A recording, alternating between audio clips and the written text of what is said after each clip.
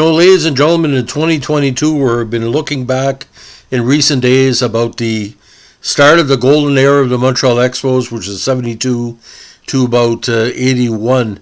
Now, one of these players that nobody talks about anymore was a precursor to the great base-stealing players that Montreal had, including Rodney Scott, Ron LaFleur, and, of course, Tim Raines.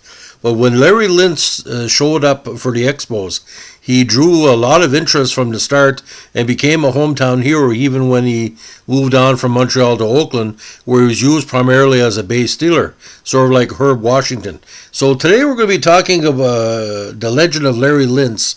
And ladies and gentlemen, the statistics that I saw, they are true.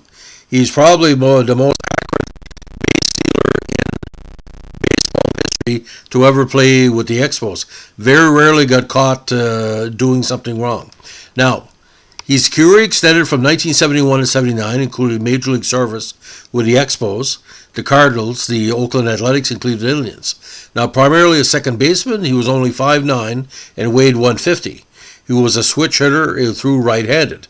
In 6 Major League seasons, Lintz played in 350 games, had 137 runs, 140 hits, and get this, 128 stolen bases.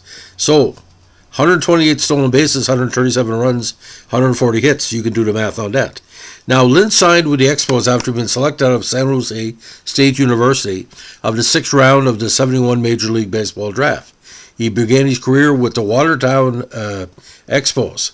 Now, the native of Martinez, California, finished that year with a .280 batting average in 65 games.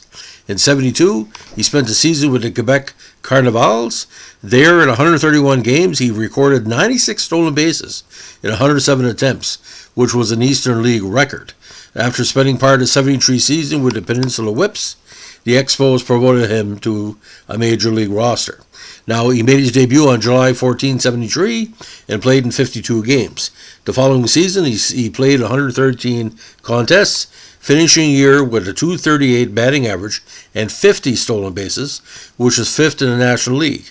After 46 games with the Expos in 75, he was traded to the St. Louis Cardinals for Jim Dwyer and finished the season with them. After the season ended, he was traded to the Athletics for Charlie Chant. In 1976, Lintz was used almost exclusively by the Athletics as a pinch runner, appearing in 68 games with only one at-bat, and during that season he scored 21 runs and stole for 31 bases and 42 attempts.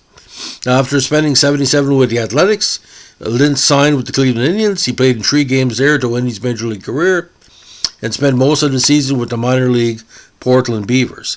He played in 3 games for the Tacoma Tugs the following year, but then retired. Now, Lintz was also the inspiration for a character in the award-winning short film Darwin's Tears. But Lintz with Montreal, it was a big thing. We used to get the games from Jerry Park. Lintz would get on the base pads, and the fans would chant either Larry or Lintz to motivate him to steal. But 73 to 75 in that time with the Athletics, what a speed demon this guy was. But it's kind of bizarre when you look at the raw stats, ladies and gentlemen. 128 stolen bases. Can you imagine? He had a better bat and played more.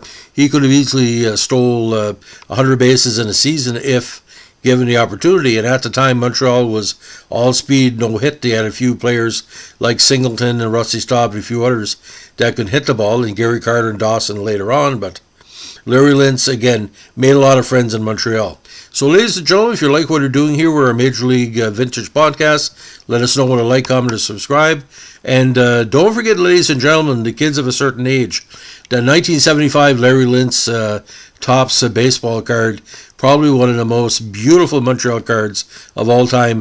A young man in the throes of his early life with Montreal. The beautiful Expo jersey. It must have been like some places warm where the shot was taken. Life's good to a young baseball player, especially young players like Larry Lintz in the mid-1970s. Thanks for listening. Have a great day. Bye.